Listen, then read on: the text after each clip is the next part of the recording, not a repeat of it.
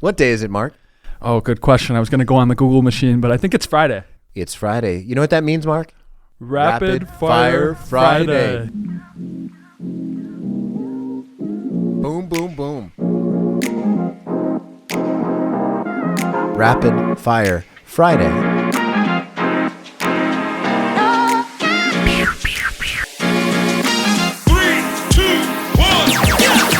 Rapid Fire Friday. All right, here's another question. You ready? I'm ready. Paul, it's regarding Paul's epistles. Yes. If we found a new one of his writings, would we add that to the canon? No. Even though he was an apostle, divinely inspired? No, we don't even have all of Paul's letters. So, for example, Paul wrote 1st and 2nd Corinthians, as we know. Yeah. But we can read in 1st and 2nd Corinthians that there were two other letters he sent that we don't have. So, technically, we have 2nd and 4th. 1st and 3rd are lost to history. So 2nd and 4th Corinthians? We have 2nd and 4th Corinthians, Okay. not 1st and 2nd. Because 1st and 3rd have been lost. And so, no. Paul wrote other letters. We know Paul wrote other letters to churches. That's what I was, yeah. Yeah, there was they wrote. They didn't have phones. They weren't calling anybody. They weren't texting anybody. And so that No doesn't mean Snapchat. everything that Paul put down on paper is inspired by God. It means what we have from Romans all the way to, his pastoral epistles, 2 Timothy, those were inspired by God. And so at one level, we just realized that the Lord saw fit to preserve some of Paul's writings that were breathed out by God. Yeah. And so, no, we would not. Okay, great. Just to follow that up, is the canon completely closed? Yes.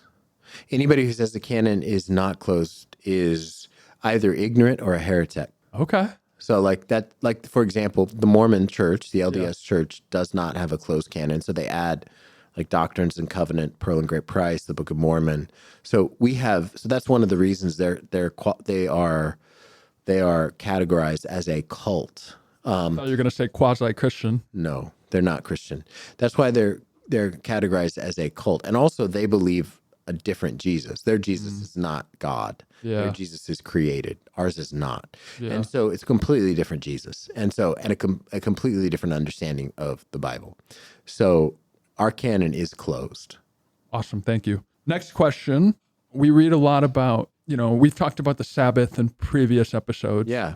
How does one model the rest and work cycle? So is it 6 days of work, 1 day of rest? And you can go all the way back to, I'm from the Midwest, so we had the union really making a push for 2 weekends off and 8-hour shifts. Yeah. How do we think about work and rest as a Christian? Well, I think first we have to recognize we need both. Yeah. Work.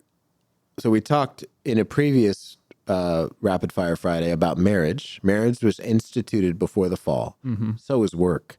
So God gave Adam work to do before the fall. He had to keep the garden, which he was pretty bad at. He got fired from that. Yeah. And then he had to name he had to name the animals, right? And so work was instituted before the fall, and so was rest.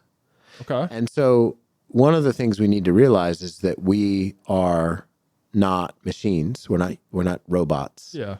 And so we're made to work. All of us. Now, that doesn't mean if you're a mom who stays home with kids, that doesn't mean you have to go to a job. That is work. Absolutely. More work. Totally. Harder work. Mm-hmm. And so we must all work. Yeah. But we also must rest. Does that just mean sleep? No, it means having a time when you're not working. And so time that you're awake? A time that you're awake where you're able to rest. For Sunday morning is important to gather with the saints and receive not just physical rest, but rest in the reminder of the gospel that we have now rest for our souls because of what Christ has done for us. Yeah. So there's that kind of rest as well. There's spiritual rest and there's physical rest, and we need both of those. And so how does that work? I think I can't put down a hard and fast rule. I can't say you must, I don't believe that the Sabbath laws are binding. And if someone wants to look back at a podcast that we did on that, you'll have more explanation as to why. For work for the glory of God or for the Sabbath? The Sabbath. The Sabbath. I was looking for that one. And so the Sabbath is not binding. At the same time, we're still humans and we need to rest. Yeah, and it's so number 26. Number 26, you What can hear about all the about Sabbath? what about all the Sabbath stuff, Yeah. right? And so both need to be a part of a person's life, because if someone only works and never rests, they'll get sick and be burned out. If someone only rests and never work, they're lazy. Yeah. And so both extremes are bad, right? And that's where you have to just be in community, talk to people and say, hey, what's normal? How does this work? I mean, someone can come and say, hey, you're working too hard.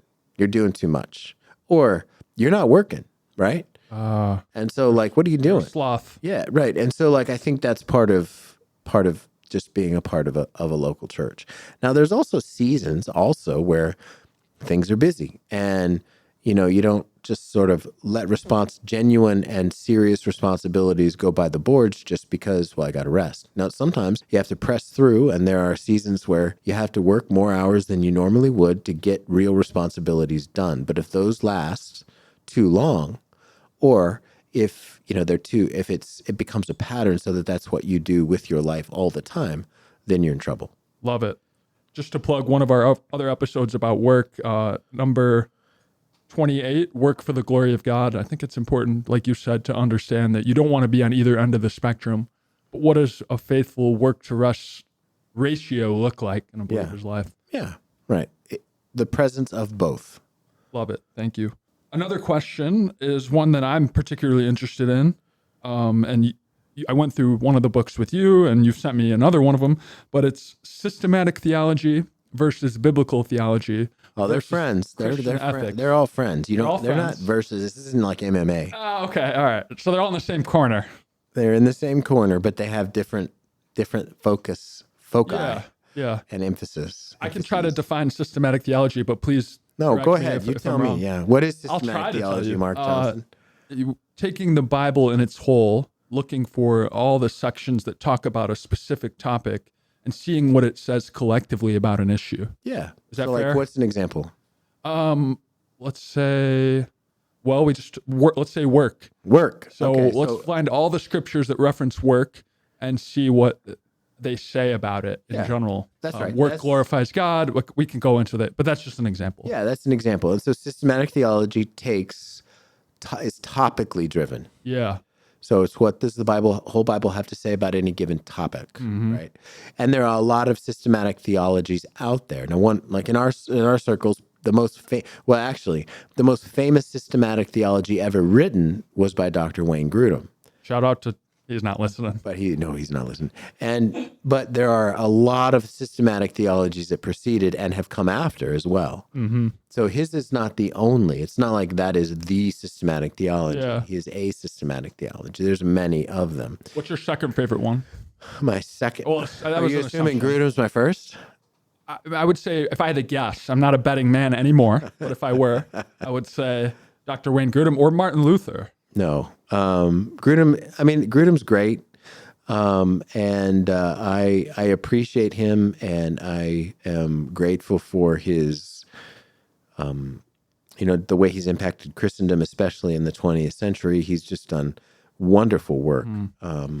And so there's a lot of different, there's Millard Erickson has one. So does Berkhof has one. And my favorite is probably Bavinck. What? Bavinck. Is that a name? It is a name. It's a guy who is Dutch. And Okay. He has 4 volumes, and it's my favorite. He's unique. He does the same thing Grudem does, but I find him to be more thought-provoking. Deeper? For me. It's different. I'm not gonna say deeper. It's just different. Grudem's was like you explained it to me when I went through it in the book, but then again in audio, and you said it's like a good introduction to the surface level of all the different theological positions. It's introductory, and it's very basic and very introductory. Yeah. I'd say Bavinck takes another step. Okay. And so it wasn't able to be it was available, but you had to read Dutch. Yeah. Now it's been translated. And so over the last 10, 15 years. And so I've gotten into it and like that a lot better. Okay.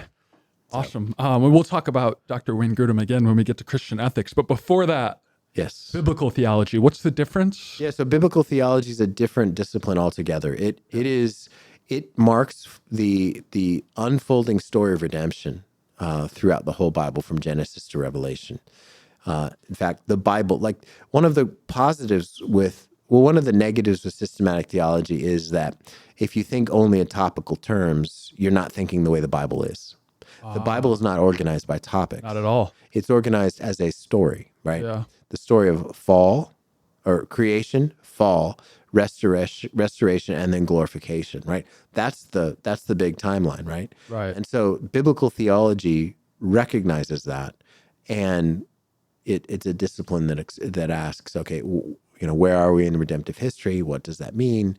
And then, presses on toward the end. Like if you want to, and I've said this many times in many contexts, but if you want to see how the whole Bible holds together, read Genesis 1 and 2 and Revelation 21 and 22 and notice the many similarities. Yeah. Because they're very similar, because it's the same story. The Bible is a story, and it's not just a list of random verses that are just thrown together hodgepodge. Okay. If you could recommend a biblical, and that's a category just like systematic theology and ethics. Could you recommend a couple authors or volumes that someone who's more interested? Vaughn Roberts wrote a real nice. Is that two names or the last name? It's his first name is Vaughn. His last name is Roberts. Sounds like a last name, like John Von Roberts. No, it's Vaughn Roberts. Okay. Vaughn. Vaughn. Okay. Roberts. He wrote a couple good books, short, easy little books on biblical theology. Bigger, thicker ones. I mean, there's all kinds that are out there. And so, I mean, it is, I like, there's even a dictionary, new dictionary of biblical theology, which I appreciate and enjoy. Dr. Don Carson does a lot of biblical theology work. Okay. So. That's great. Yeah. And that's all the questions I have for now. But there will be another Friday that comes, because you know what, Mark? They come once every 7 days. Every 7. And so Rapid Fire Friday, we'll be back. All right. Well, I'm going to hold you to that. All right. Sounds good. Take care, guys.